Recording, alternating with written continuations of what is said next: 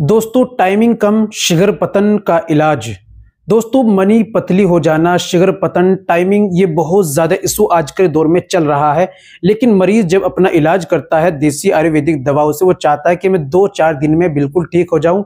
देखो देसी आयुर्वेदिक दवाओं से थोड़ा वक्त लगता है लेकिन ठीक होने में, जैसे बीमारी को बढ़ने में आने में वक्त लगता है, इसी तरह ठीक होने में भी वक्त लगता है। जिन्होंने बचपन में गलत कार्य की है, जिसके कारण समस्या का सामना करना पड़ रहा है, या बढ़ती उम्र के कारण आपको परेशानी का सामना करना पड़ रहा है, या किसी भी एतबार से ज़्यादा गर्म चीज़ों का सेवन करने की वजह से भी परेशानी का सामना करना पड़ता है कि मनी पतली हो जाती है, मसाने में गर्मी हो जाती है और टाइमिंग यूं ही फारिग हो जाते हैं, बिल्कुल भी रुकावट बिल्कुल नहीं रहती है, जैसे जाते हैं वैसे ही फारिग हो जाते हैं और आपस में इत्तिफाक ना इत्तिफाकी पैदा हो जाती है मियाँ बीवी में।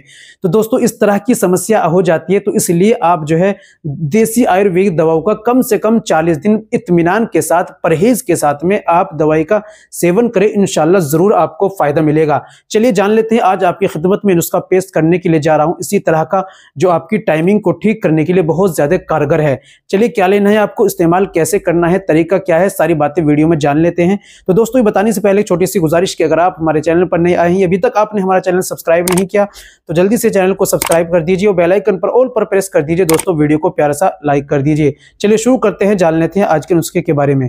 तो दोस्तों सबसे पहले आपको लेना है सिंगाड़ा खुश्क गिरी, ये लेनी है आपको 60 ग्राम। चुनिया गोंद ये लेना है आपको 60 ग्राम। ताल मखाना ये लेना है आपको 40 ग्राम। सालम मिश्री ये लेनी है आपको 40 ग्राम। माजू सब्ज ये लेना है आपको 30 ग्राम। मिश्री कोजा ये लेनी है आपको 200 ग्राम।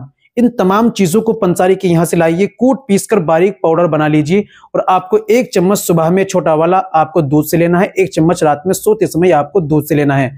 अगर आप गाय के दूध से इस्तेमाल करें तो ज्यादा बेहतर है, नहीं तो नॉर्मल भैंस के दूध से भी इस्तेमाल कर सकते हैं। तो दोस्तों इसको आप इस्तेमाल करें। इस दौरान खट्टी चीजों का, तली भुनी चीजों का, गर्म चीजों का जो तासीर में गर्म होती है, अंडा, गोश्त, मांस, मछली, चिकन, इन तमाम का आप परहेज करें और दवाई का इत्मीनान के साथ आप इस्तेमाल करें, इंशाल्लाह जरूर इससे आपको फायदा मिलेगा।